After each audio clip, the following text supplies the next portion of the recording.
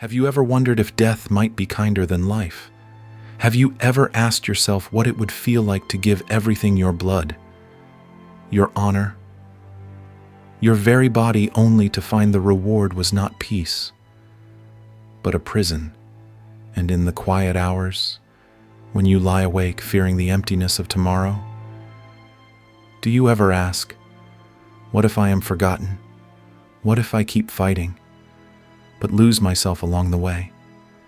This is not just a story. It is a confession. Stay with me through the dark. And if you find something of yourself here, if these words echo the silence you carry, join this vigil, subscribe, and walk with me through the long night. The air was thick with ash and iron when I led the iron hammers across the broken fields of Morak Prime. Smoke blackened the sky until day and night were the same shade of ruin. The ground shook under the charge of orc warbands, their guttural laughter rising above the thunder of bolters. I remember the weight of my armor, the oath carved into every strike of my sword, the voices of my brothers shouting battle prayers into the storm. For a fleeting moment, there was glory. We were the Emperor's wrath made flesh, and I was their captain, standing in the heart of the storm. The warlord came for me towering, crude, a mountain of muscle and iron plates nailed into green flesh. His axe split the ground as he roared, and I met him blow for blow. My power fist cracked against his skull, shattering bone, spilling hot blood that hissed against my armor. I thought I had won.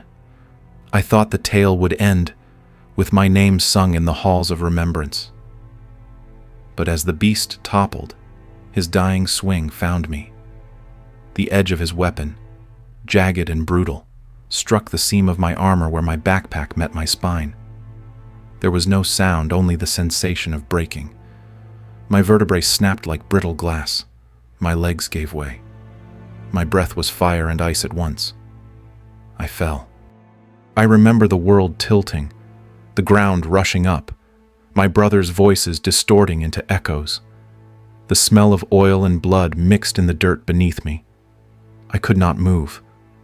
My vision flickered, edges dimming, but my mind clung to clarity. So this is death, I thought. The end of struggle, the end of burden, an honorable grave among the ashes. And for the first time, I felt peace. But death did not come. There was no light of the Emperor, no warm embrace of final rest, only silence, not the silence of sleep, where dreams soften the edges of pain. No, this was the silence of absence, a void so absolute that time itself unraveled. I tried to breathe, but there was no breath. I tried to scream, but there was no throat. There was nothing left of me but a thought floating in an endless dark. And in that moment, I knew peace had been denied. That night on Morak Prime, I learned the cruelest truth of all. Death is not the greatest enemy. The real curse is to keep living when everything human in you has already been taken. I should have died with my brothers. Instead, I began a journey into a different kind of nightmare one, where honor was twisted into chains of steel. This is only the beginning. What does it feel like to fall, not in battle, but into the arms of silence? Have you ever felt your body betray you when every limb refuses, when the breath inside your chest turns against you, and in that terrifying stillness? Have you ever wondered, will I be remembered as a warrior, or forgotten as a corpse left in the mud? The warlord's blow had already broken me, but I did not know how completely until my knees failed. One heartbeat, I stood tall among the storm of bolter fire and orc war cries. The next, I was nothing but weight and ruin.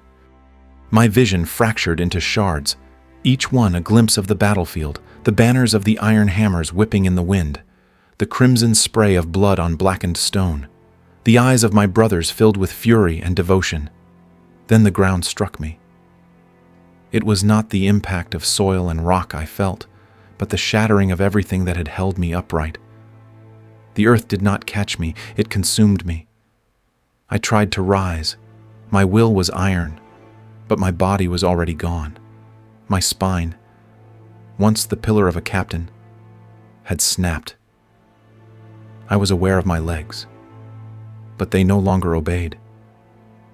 I commanded them to stand, but they lay cold, disconnected, as if they belonged to some other man. The sounds of war washed over me, bolters thundering, orcs bellowing, chainswords screaming through air and flesh. I should have been part of it. I should have been the voice shouting orders, the fist striking down enemies. Instead, I was a prisoner inside my own body. Pain pulsed through me, white hot, searing every nerve. It was unbearable, and yet, in its cruelty, it reminded me I was still alive. I clung to that agony, because it was the last proof of my existence. I turned my head with what strength remained. Through the cracked lens of my helm, I saw Brother Thaddeus rallying the line, his bolter singing vengeance.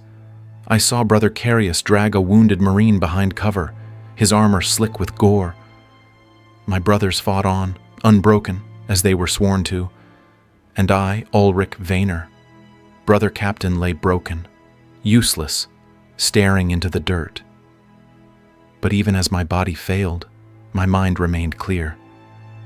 There was a strange serenity in that clarity. I thought, this is it.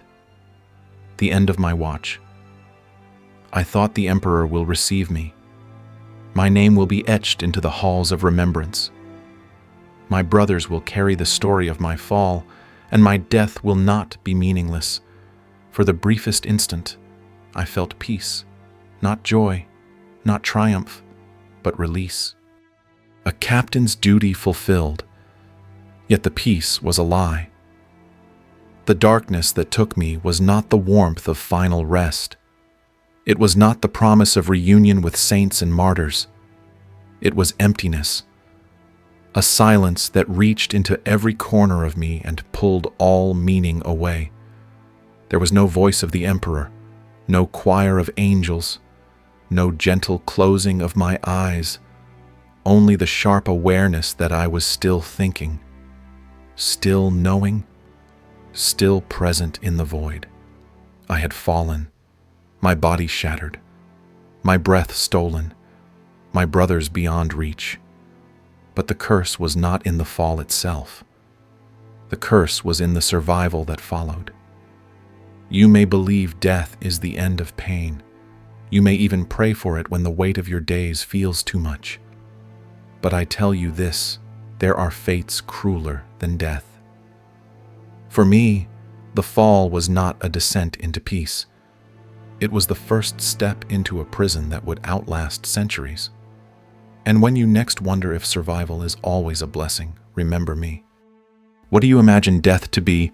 A doorway into light, a reunion with the ones you lost, or simply the closing of tired eyes, a sleep so deep that no dreams dare intrude? I believed all of these once. I believed death was mercy, that it was the end of burden and pain. But I was wrong. What came for me after the fall was not peace. It was silence, and silence is the cruelest tyrant of all. There was no moment of transition, no passage from life into the Emperor's embrace. One heartbeat I lay on the battlefield, shattered spine pressing into the mud of Morak Prime. The next I was nowhere. No light, no shadow, no sound. I floated in a void without measure. No stars, no warmth, no weight. My body was gone, no arms, no legs, not even breath. Only the naked spark of awareness remained. At first, I thought this must be the warp, that nightmare ocean where demons hunt souls. But there was no madness here, no torment, no screaming echoes, only nothingness.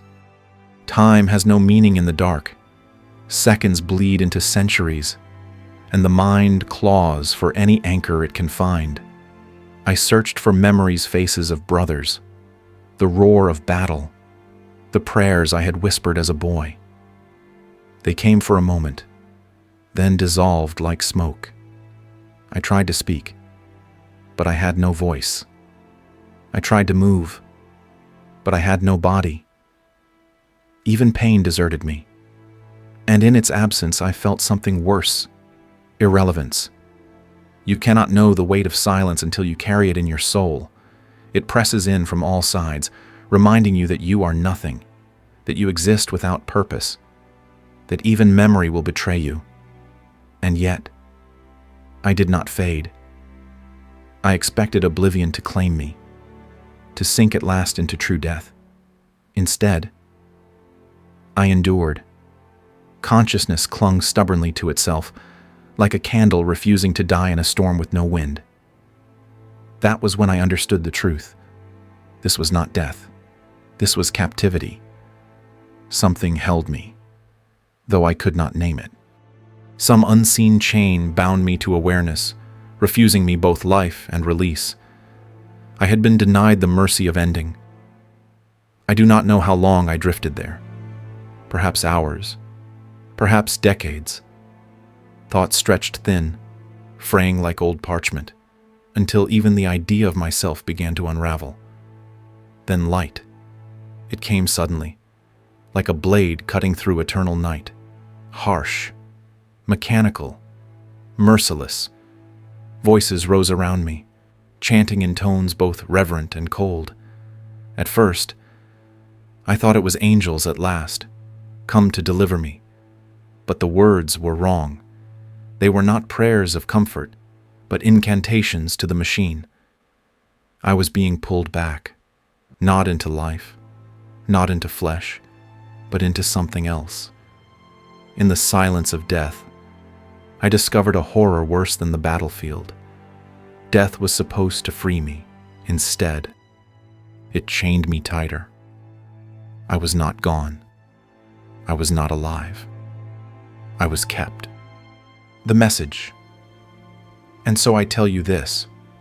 You who listen in the stillness of your own night, sometimes survival is not a gift.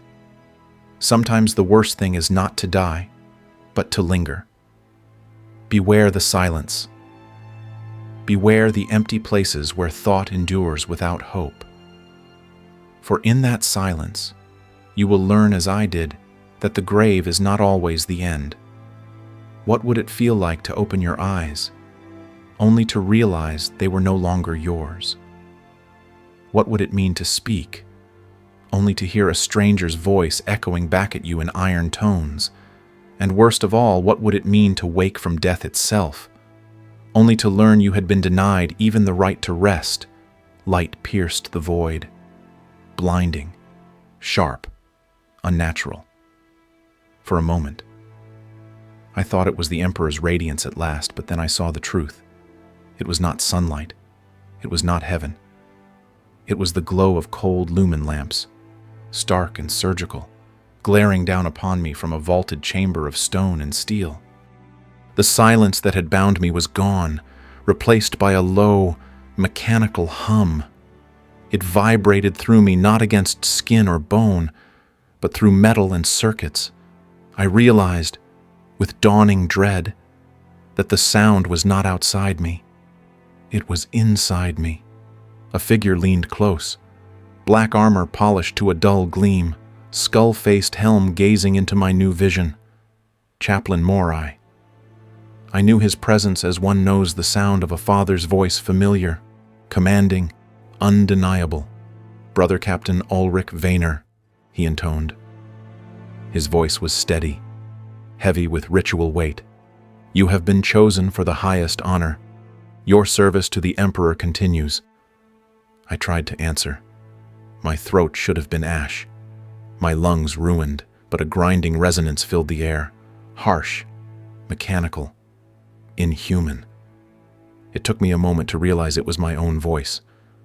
What have you done to me? The words scraped out like metal grating on stone. Morai bowed his head, but there was no mercy in the gesture. We have saved you.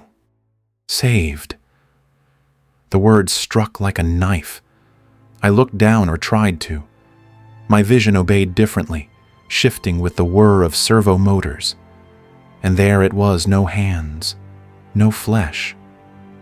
Where once had been a warrior's arm, proud and scarred, now loomed a massive gauntlet of steel and adamantium, a power fist, glowing faintly with caged fury. My chest did not rise with breath. Tubes hissed, pistons flexed. Every movement betrayed the truth. I was no longer a man.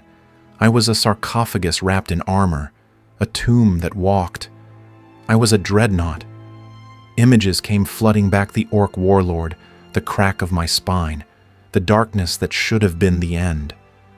All of it had led here. I had thought death would free me. Instead, they had chained me to a new kind of servitude.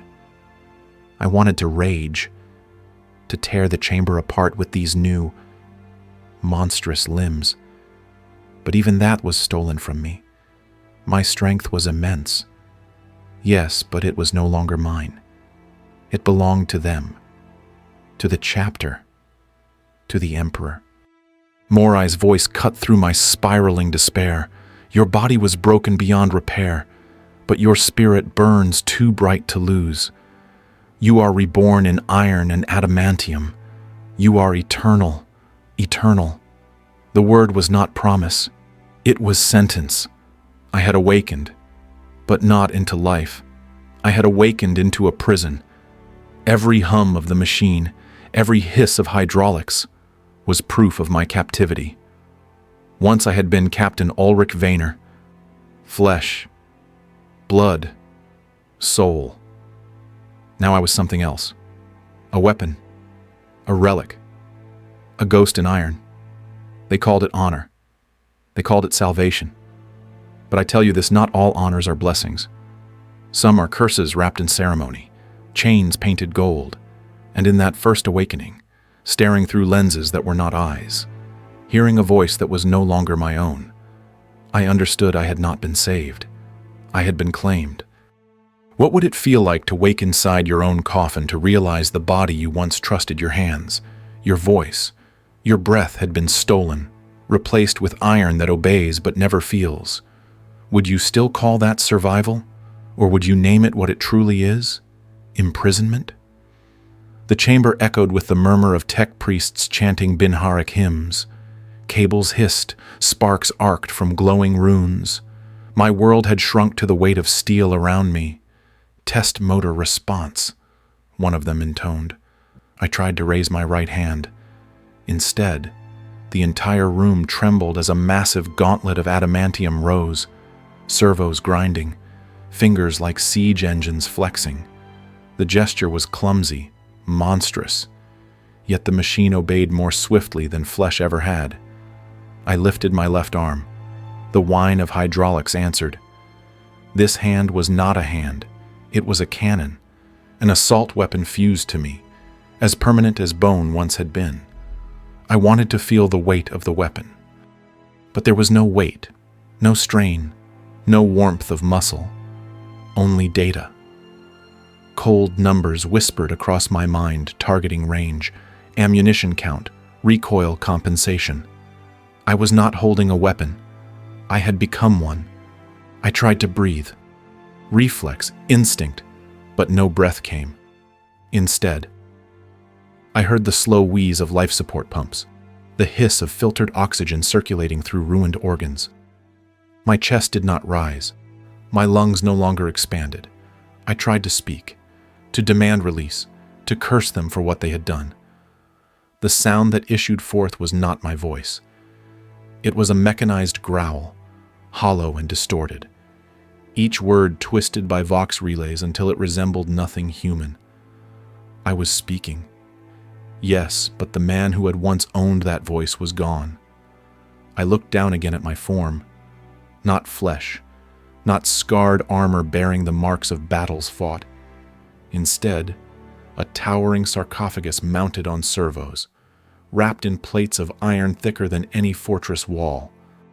I realized the bitter truth: I was not wearing armor. I was the armor, and at the heart of it, somewhere deep inside, entombed beyond reach, was all that remained of me.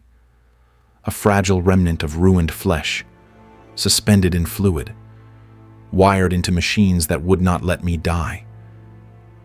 They had built a tomb and called it salvation. The chaplain's benediction.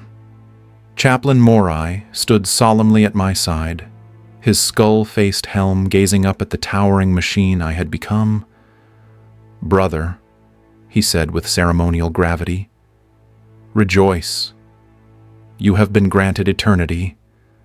Your wisdom will guide us for centuries. Your wrath will shatter our enemies. You are our honored ancient now. Honored, ancient, eternal." The words fell upon me like stones, crushing, suffocating. I wanted to scream. "You have buried me alive." But only static came through my vox. The sarcophagus was not a vessel. It was a prison. Every movement, every sound, every flicker of awareness reminded me that I had been stripped of what made me human. My brothers saw a hero encased in living steel. I knew better. I was a ghost locked inside a tomb, forced to march forever. The message. They will tell you that endurance is strength. They will tell you that survival is glory. But hear me, there is no glory in chains, no honor in being entombed while still alive. When they call it salvation, remember my words. Sometimes the most merciful coffin is the one that closes forever. Have you ever begged for truth, only to be handed a beautiful lie? Have you ever heard someone tell you, "I saved you," when every part of you knew that what they meant was, "I chained you"? And in that moment, when words and reality collide, did you feel the terrible weight of betrayal wrapped in the language of honor? The chamber hummed with sacred machinery. My new form towered above them all. Yet I felt smaller than I ever had as a man. I forced the vox grinder in my throat to roar. "What have you done to me?" The sound rattled the stone walls, metallic and monstrous. A voice that no longer belonged to Ulrich Vayner. The tech priests lowered their heads in mechanical reverence. Incense burned. Servo skulls hovered, recording my every vibration.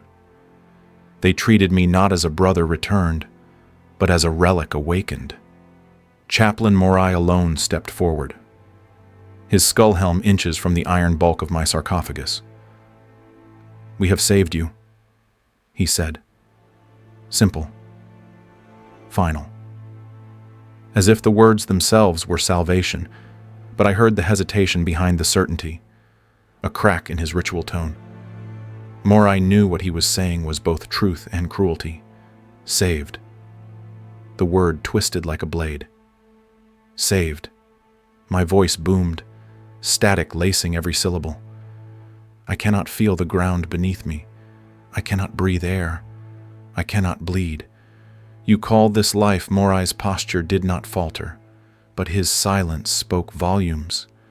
Finally, he said, "Your body was broken beyond the arts of our apothecaries, but your spirit burns too bright to be lost. You are reborn in steel. The Emperor's work is not finished with you. The Emperor's work." Once those words had filled me with faith, purpose, fire. Now they rang hollow, a justification for a crime no one dared to name. In that moment, I realized something far more terrible than my broken body. They had not done this for me. They had done this for themselves, for the chapter, for the Imperium. I was useful still as a weapon, as a symbol, as a tool. And so they had bound me into this shell, not because they could not bear to lose me, but because they could not bear to lose what I could do for them. I was no longer a man. I was function. I was firepower.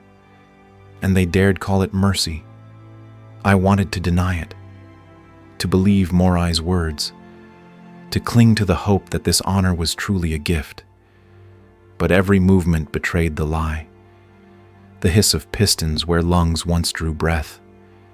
The grinding of gears where joints once bent in flesh. The heavy, alien weight of a cannon that had replaced my arm. This was not life. It was survival without humanity. The conclusion. When Morai said again, "We saved you," I understood the final cruelty. He believed it. Or perhaps he needed to believe it. But in the hollow spaces between his words, in the silence that lingered after the echo, I heard the truth. They had not saved me. They had denied me. Remember this, not every act of salvation is a kindness. Some are prisons built with the best intentions. Some are chains hammered from faith itself.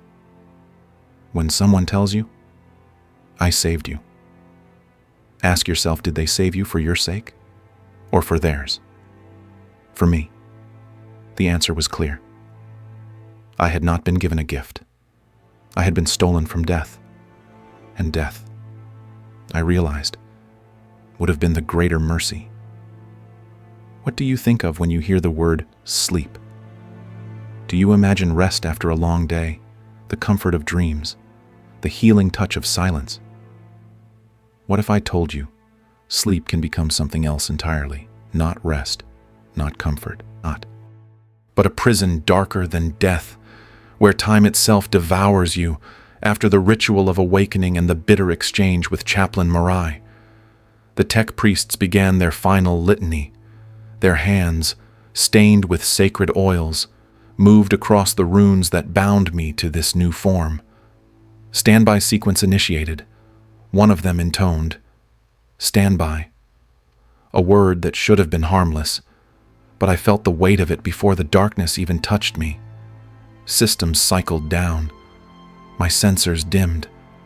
The hum of servos quieted, one by one. The senses I still possessed vanished, leaving me stranded in an empty chamber of my own mind.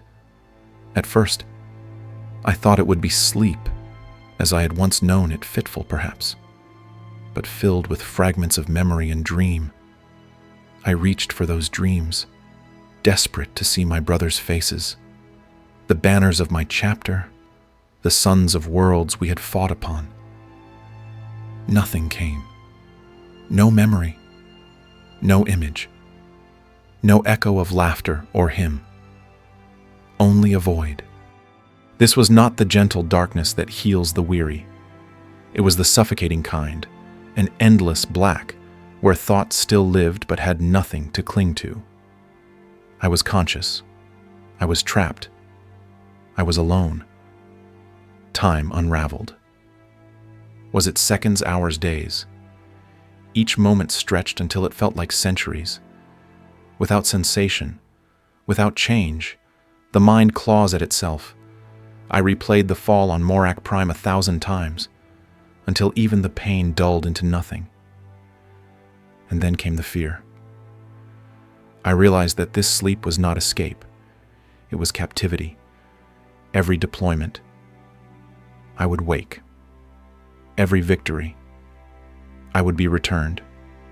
And between those moments of violence, I would be left to rot in silence, aware but powerless, a ghost counting centuries in the dark. I had thought death was denied to me once. Now I understood something worse had been denied, the simple mercy of rest. My thoughts turned against me. I tried to recall the warmth of sun on my face as a boy on Korath, the weight of a bolter in my hand during my first campaign, the voices of my squad around a fire. But memory does not survive in the void. Each recollection slipped further away, until even my own voice, once deep and commanding, became a whisper I could no longer hear. Sleep was not sleep. It was erosion. Piece by piece, I felt myself wearing away. The conclusion. When the systems finally reawakened me, I did not feel relief. I felt dread, because I knew this cycle would repeat. Battle, then darkness. Action, then void. Purpose, then absence. And each time, the darkness would take more of me. So when you lay down tonight and close your eyes, do not curse the dreams that come. Do not take for granted the gentle tide of sleep that carries you to another dawn. Because I have known sleep without dreams, sleep without comfort, sleep without end. And I tell you this, there are prisons built not of walls or chains, but of silence. And the cruelest of them all is a sleep that is not sleep at all. Have you ever been thrown into the heart of chaos, not as a man, but as something else, something vast and cold that no longer belongs to flesh? That was what it felt like when the time came for my first deployment as a Dreadnought. The order came swiftly. Orc raiders had descended upon an agri-world in the Hadrian system, and the iron hammers would answer. I did not walk to the drop pod. I was loaded into it, clamped into place like cargo. The chamber was tight, designed for warriors of flesh and blood, but it groaned beneath my bulk of adamantium, where once I had strapped a bolter to my chest and whispered a prayer for victory. Now tech priests locked me into steel restraints and performed litanies of ignition over my weapon systems. The launch sequence began. A rising roar, a vibration that shook even the armored shell that was now my body. I remembered the thrill of drop assaults from before, hearts pounding, blood surging. A brother's laugh heard over the Vox before the storm began. Now there was none of that. No heartbeats, no sweat, no breath held tight against fear. Only raw data fed into my mind: velocity, angle, impact projections. I was not a man hurling toward battle. I was ordnance, fired at the planet below. The pod struck atmosphere, flames licking across the outer hull, and I braced without even thinking. But it was not instinct, not adrenaline, it was calculation. My systems shifted weight, compensated for angle, adjusted hydraulics. I had not braced as a man. I had braced as a machine. The pod screamed through clouds, slammed into the soil of the agri-world, and the doors burst open. In another life, I would have felt the surge of alien air against my skin, the weight of earth beneath my boots, the thrill of stepping into hostile ground. Instead, my optical lenses adjusted to brightness, and sensors delivered information in streams of numbers: air quality stable, ground density acceptable, enemy signatures confirmed. I did not feel the world. I read it. The orcs came fast, roaring as they always did, crude weapons raised high. In my past life, I would have lifted a bolter and felt its kick, smelled its powder. Now I turned my assault cannon, servo motors whining as targeting systems aligned. The weapon barked thunder, shells tearing through green flesh and bone. Data scrolled across my mind, ammunition remaining, heat levels, recoil stabilization. The killing was efficient, absolute. My power fist followed, swinging with a strength that dwarfed anything I had known before. Skulls shattered, armor crumpled like parchment. I advanced, each step shaking the earth, my brothers darting around me like shadows beside a fortress. And yet, even in the slaughter, I felt nothing. No surge of triumph, no righteous fury, no shared breath with the men I once called brothers. They cheered, they shouted prayers, their voices raised in the song of battle. But I was silent. For them, war was a hymn. For me, it was arithmetic. Still, for a fleeting hour, I understood why they had entombed me. I was destruction incarnate, a wall of iron that no orc could breach, a weapon too valuable to let rot in a grave. In those moments, I was purpose itself. But when the last of the raiders fell, when their crude banners burned and their war cries turned to silence, I felt the emptiness return. My systems began cycling down, my form secured for transport. While my brothers gathered together in laughter and prayer, they celebrated as men. I was returned to my pod as a thing, As the restraints clamped shut and darkness pressed close once more, I realized the bitter truth: my battles would be brief, but my prisons would be endless. Have you ever held so much power that it frightened you? Not because of what others might suffer, but because of what you might become. That was the thought that haunted me when the assault cannon roared for the first time. The orcs swarmed across the fields, crude blades raised high, their howls shaking the ground as they rushed to meet us. I turned, and the massive barrels mounted to my arms spun with a growl like thunder awakening in the belly of the storm. Then came the fire. The cannon's voice was not like the chatter of bolters I had once known. It was deeper, heavier, a sustained roar that tore through air and flesh alike. Each shell exploded through green bodies, tearing them apart before they even realized death had found them. Limbs were shredded, torsos split, crude armor reduced to shards. I watched them fall in swathes like wheat before a farmer's scythe. My targeting systems painted enemies as red silhouettes, each one highlighted, measured, and eliminated. There was no effort, no strain, no fear of missing. Every shot was precise, a calculation of angles and probabilities. For my brothers, combat was chaos. For me, it was geometry. And yet, that precision made me something more terrifying than any blade or fist could ever be. I was no longer a warrior fighting enemies. I was annihilation wearing the ghost of a man. In my past life, pulling a trigger was a choice. Each shot carried weight. Each enemy's fall meant something. Now it was different. The cannon spoke with endless hunger, and I was merely its mouthpiece. Enemies became numbers on a screen. Each red marker flickered, then vanished as the weapon consumed them. I thought of the days when I had felt the recoil of a bolter, the sting in my shoulder, the ringing in my ears, the scent of smoke and powder. Those sensations were gone, replaced by data feeds, recoil compensated, heat levels nominal, ammunition at 74%. I had traded the raw humanity of battle for the sterile calculations of efficiency. My brothers fought beside me. I saw them darting between cover, their chainswords shrieking, their war cries rising into the smoke. They were alive in the fight. Each motion drenched in fury and faith. I was something else. Detached, cold, unstoppable. The orcs threw themselves at me in desperation, their crude weapons striking sparks against my armor, but their defiance was meaningless.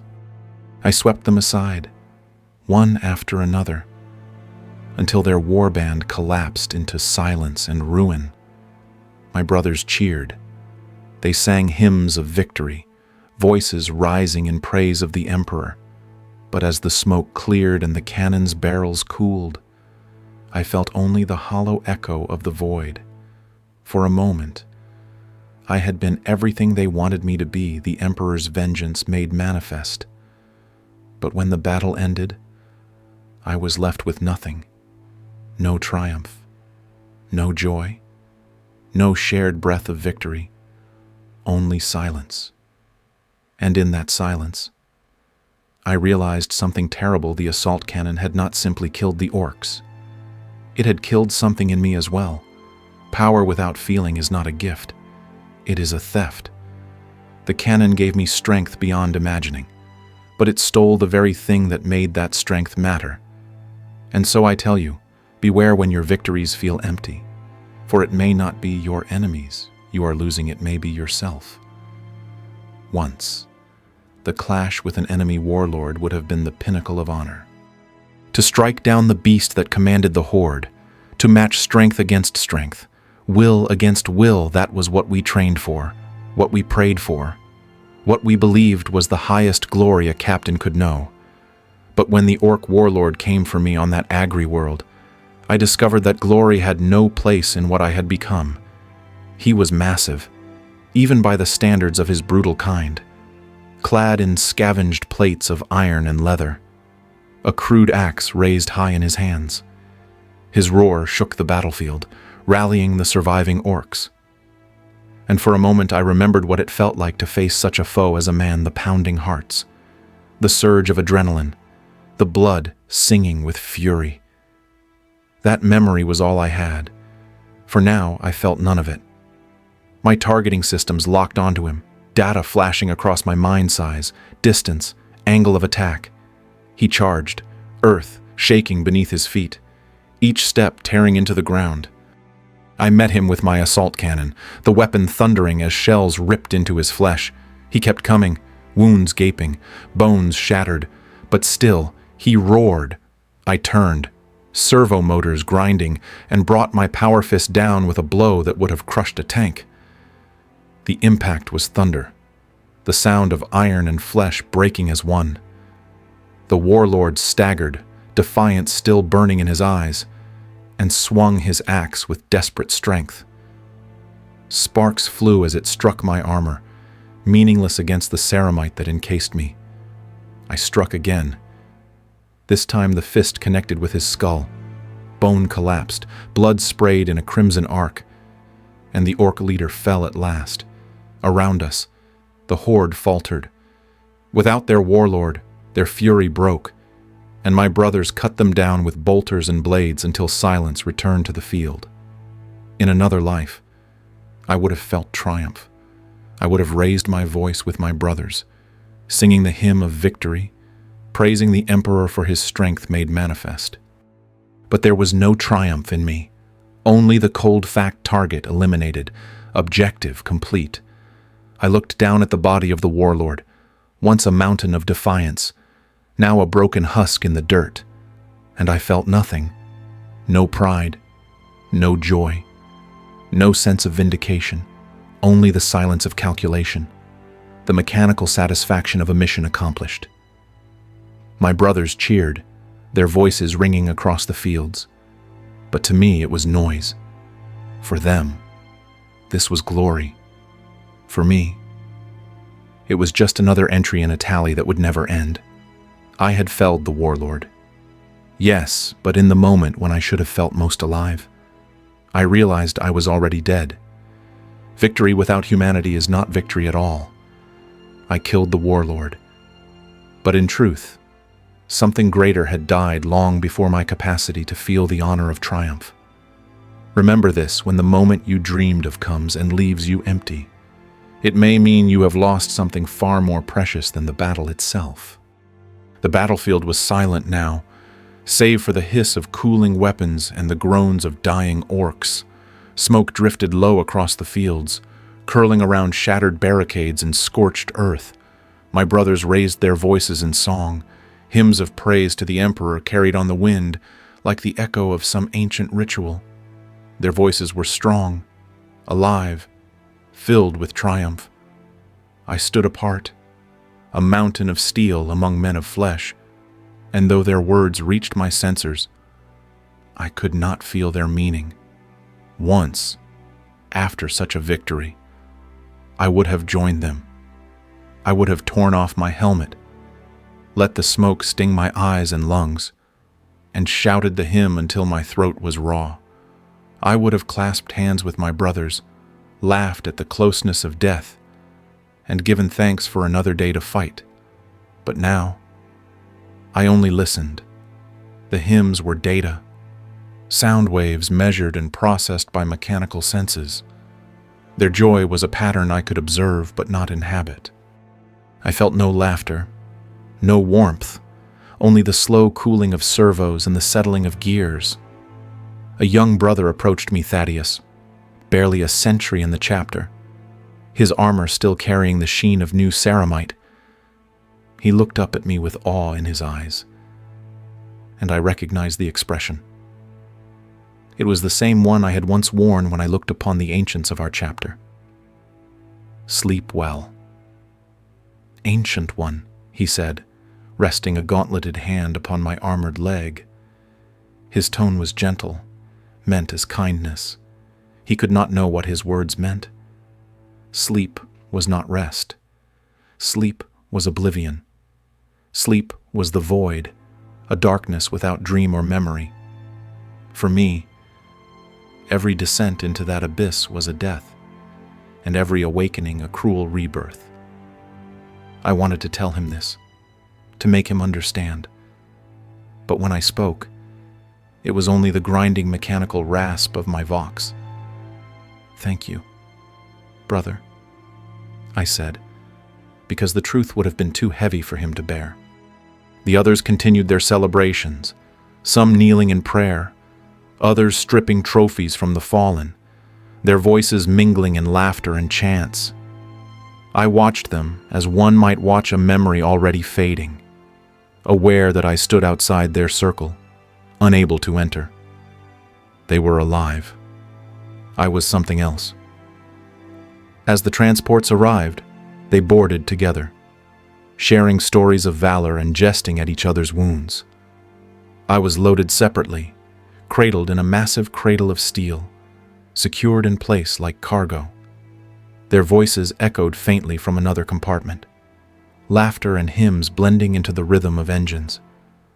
Alone in my bay, the restraints locked, my systems slowly cycling toward standby.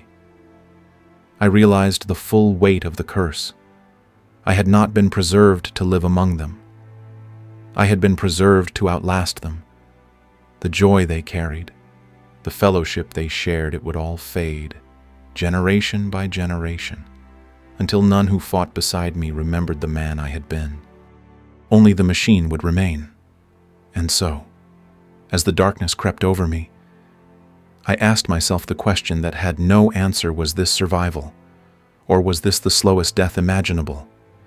Sometimes victory isolates more than it unites. When you find yourself surrounded by celebration but unable to feel it, beware the silence within may be telling you that you are no longer part of what you once belonged to. The true aftermath of triumph is not measured in songs, but in what remains in your heart when the singing ends. Sleep well, Ancient One. The words were spoken softly, almost reverently, by Brother Thaddeus as he placed a hand upon the cold ceramite of my armored shell. His voice carried no arrogance, no command, only the warmth of kindness. For him, it was a farewell laced with respect, a blessing given to a figure he could scarcely comprehend. For me, it was something else entirely.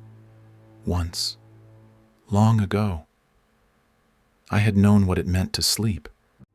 I had felt the weight of fatigue pressing down on flesh and bone, the soft surrender of the body as dreams carried me into other worlds. Sleep had been a sanctuary, a place of rest where even warriors could lay aside their burdens for a few fleeting hours. But that was gone. What Thaddeus called sleep was not rest for me. It was hibernation, a void deeper than death, an emptiness so complete that each awakening left me questioning if I had ever existed at all. His kind words meant to comfort instead reminded me of my prison. The ceremony ended quickly. My brothers boarded their transports together, their laughter and hymns blending with the rumble of engines. I was secured alone, bound within chains and clamps, lowered into the steel cradle that would hold me until I was needed again. Around me, incense burned, and tech marines murmured their litanies to machine spirits. I felt none of it.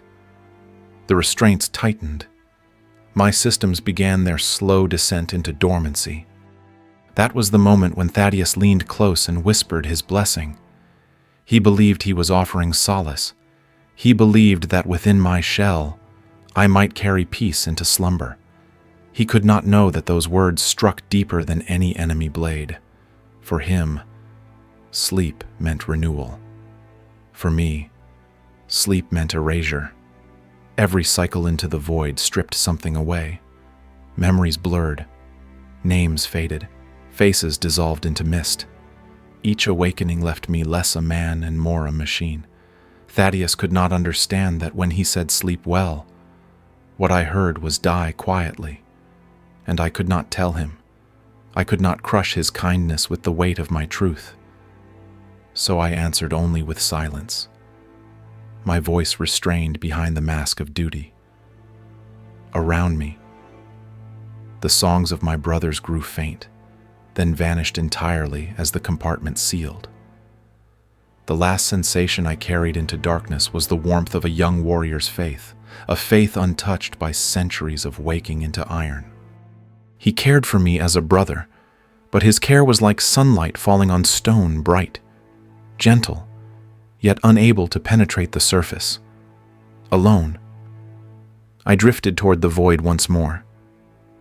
I wondered, not for the first time, whether anyone could truly understand what it meant to be trapped in this cycle of half-life. I was revered as an ancient, honored as a hero, remembered as a symbol. But symbols do not dream. Symbols do not rest. And when kind words are offered, they pass over the surface without ever reaching the soul inside. Kindness is not always understanding. Thaddeus's words were genuine, filled with warmth. Yet they reminded me how utterly alone I was in this existence. The world saw honor where I felt chains. Remember this: sometimes those who mean you well can never touch the depth of your pain because they cannot imagine the prison you carry within. They sealed the hatch, and the world narrowed to the small, cold capsule of my mind. Systems cycled. Fans whispered. The last human sounds: laughter, hymn. The soft clank of armor drifted away until even their echoes were filtered into neat parcels of audio data. Then the lights went low. The hum softened, and I felt the familiar descent sensors dimming, servos slowing, the slow lulling of standby. It had become ritual, a practiced cruelty. Each descent was supposed to be reprieve. For them it was maintenance. For me it was the long, patient erasure of self. In the first nights, perhaps. The void had been frightening. Later it became a landscape I knew too well. I tried, with everything left to me, to anchor myself the name of a brother, the click of a bolt action, the smell of burning rations. I pressed these images against the inside of my skull like talismans. Time, whatever that meant, inside my sealed case stretched and warped. Moments folded into one another until fingers of what I was reached out and found nothing to hold. Days dissolved into the same black that had once felt infinite. Then the real terror arrived. The memories began to thin at the edges. Faces I once could draw in perfect detail blurred like wet ink on parchment. The cadence of a comrade's laugh, once as distinct as a drumbeat, faded into a tone I could no longer hum. I tried to catalog everything, to write mental lists and pin them against the darkness names, places, a child's cough heard over a ruined alley. But with each cycle the list shortened. A name would arrive, stubborn as a splinter, and then dissolve before I could grasp its meaning. What remained were not ghosts I could summon, but statistics dates, campaign names, casualty counts, numbers with no warmth. If memory is the soul's thread, then the long night was pulling at it gently, untying knots until the garment I wore became threadbare. Time, which had once been a blunt instrument of death and victory, had lost meaning. Centuries could be collapsed into a breath. A week could feel like an eon. I could not tell whether the world above me had moved on or stood still. I only knew the attrition inside. The thing I had feared, the loss of memory, was not sudden and violent. It was polite and patient. It taught me by degrees. One morning I would wake certain of my father's face. The next, the outline would tremble, then blur, then be replaced by a schematic of a servo joint. The human textures bled away and left me with functional outlines, tactics, protocols, an index of weaponry. Where once I felt the warmth of a brother's hand on my shoulder, I now felt the pressure of a gauntlet. Where I had kept stories, I preserved reports. It felt perverse the more they preserved me in iron, the less I resembled the man they had preserved. Fear overtook anger. At first I had cursed my keepers and vowed to break free of my metallic cell. That fury cooled into a cautious dread. I began to fear the very thing I had once desired. Once I had pleaded with gods and fate for survival. Once I had sworn oaths to never yield. Now I prayed for oblivion. The idea of a final night, truly final, grew bright in my mind as the only honest mercy.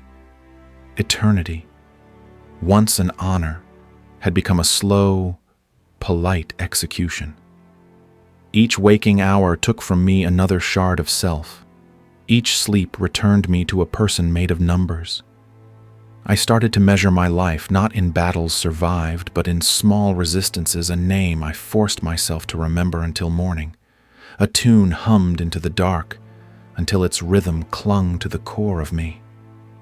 Those acts were tiny rebellions, staving off erasure for mere days. I clung to them like driftwood. If you imagine immortality as a prize, think again. To live forever in a state that strips away what makes that life meaningful: memory, feeling, the capacity for connection that is not immortality. It is an undoing. The long night taught me to fear the endlessness that once seduced me, not death, but continuation without meaning. Breathe now, while you still can. Value the nights you forget and the mornings you remember. For the true horror is to outlast yourself and find the person you once were missing from your own face.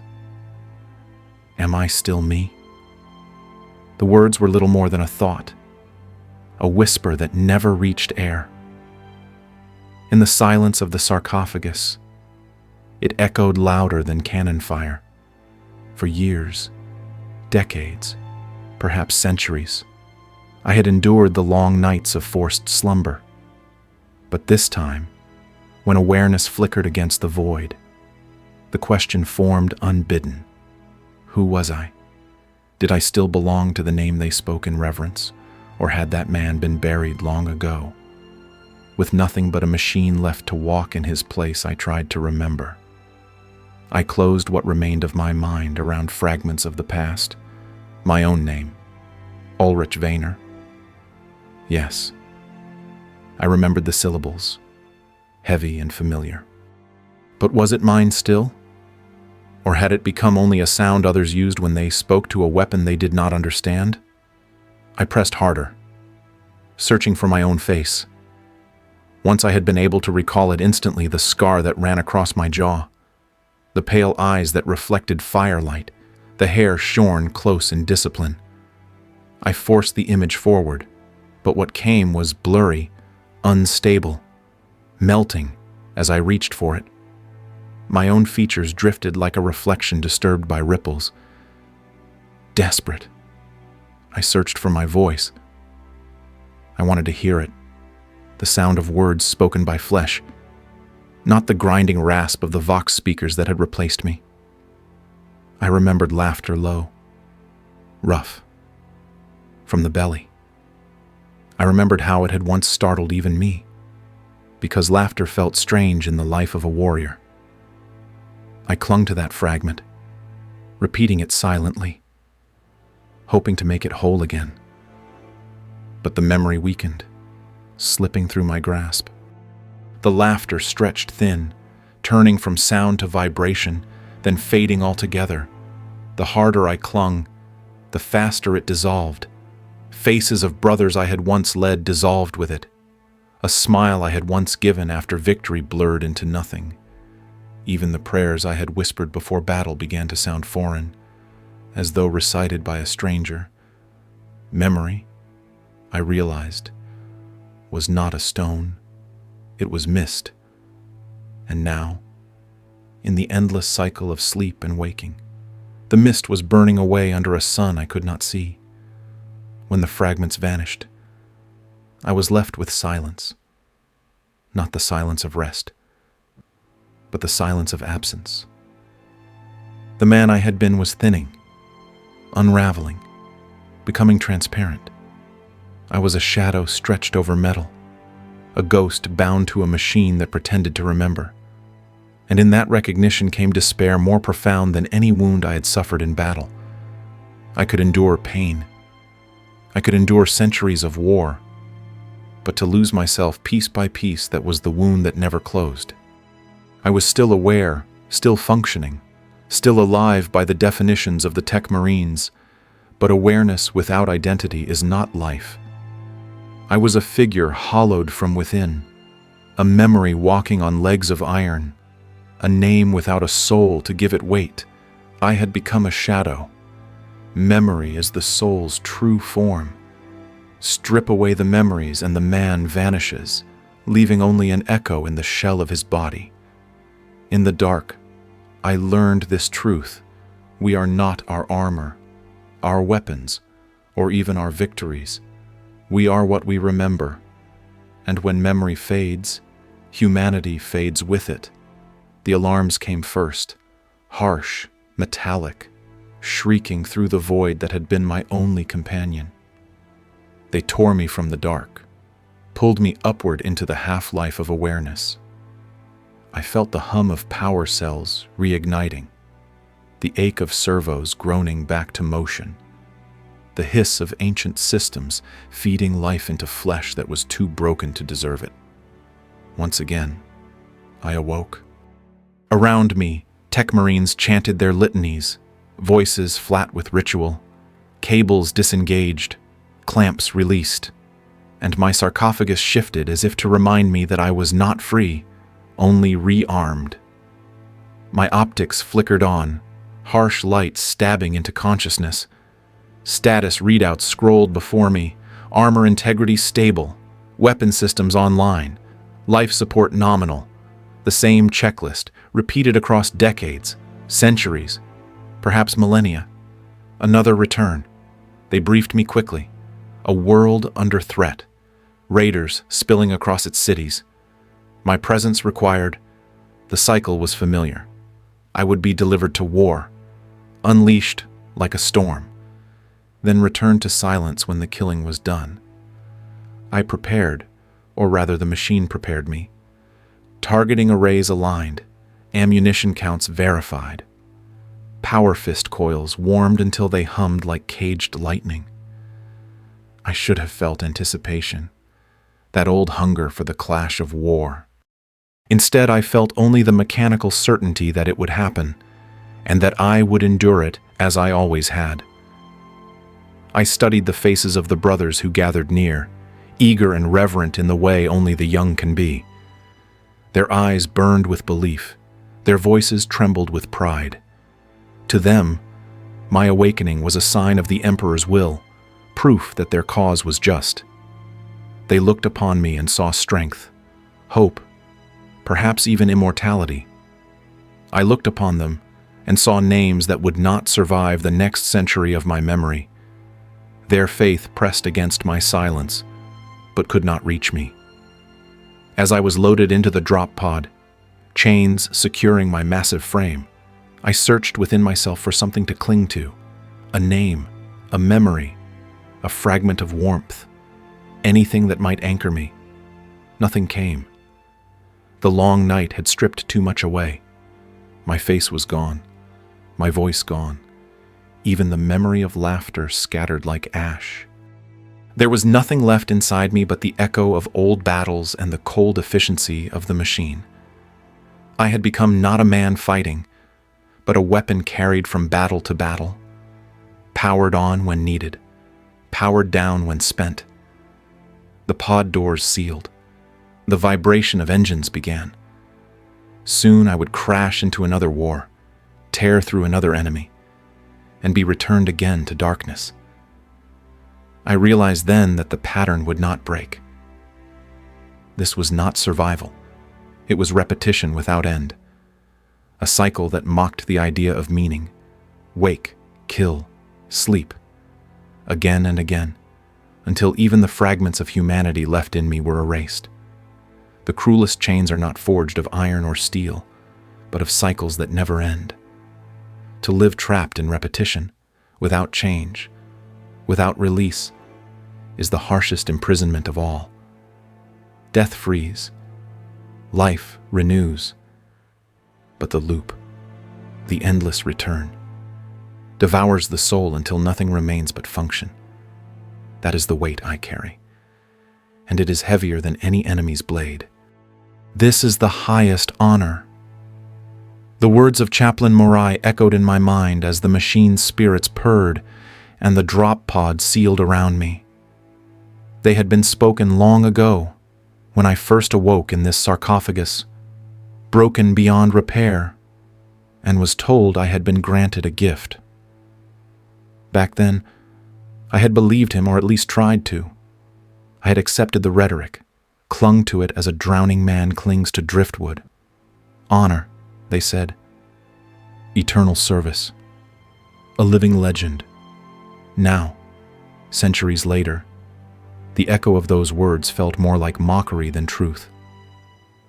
I looked down at myself, not at flesh and blood, but at the shell of iron that had become my body.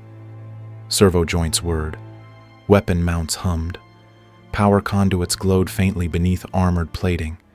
There was no heartbeat I could feel, no breath I could draw, no pulse of living warmth in my limbs. I was not a warrior wearing armor. I was armor that had swallowed a warrior whole. I remembered how my hands had once trembled with adrenaline before battle, how the weight of a bolter had reassured me, how the kick of a chainsword through bone had felt both terrible and righteous. Now my hands were a power fist and a cannon, instruments of destruction that did not tremble, did not hesitate, did not feel. They called this eternal vigilance. But to me, it was eternal absence. The chaplain had promised salvation through service.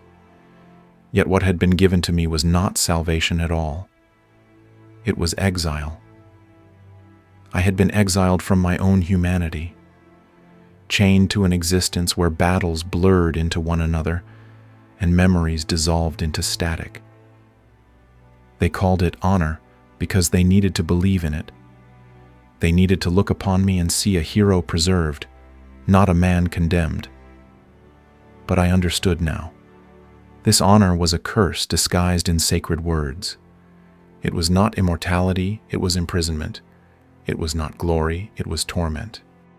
The true price of being chosen was not death, but the denial of death. As the pod shook and screamed its descent through the void, I accepted the truth at last. The cycle would not end. I would wake, fight, and sleep until there was nothing left of Ulrich Wehner but a name carved into steel. My brothers would celebrate me, sing of my deeds, and whisper blessings at my tomb. But none of them would ever know the truth that behind the towering figure they revered was a hollow echo, a man who had been sacrificed not to save others, but to keep fighting long after life should have ended. And so the first part of my vigil closes not with triumph, but with revelation. I am not the honored, I am the condemned. Behind the banners and songs, behind the sacred words of glory and sacrifice, there exists a silence no one wishes to hear. It is the silence of those entombed in duty, stripped of choice, of memory, of humanity, the highest honor, they call it. But I know it for what it truly is, a curse, and curses are born alone.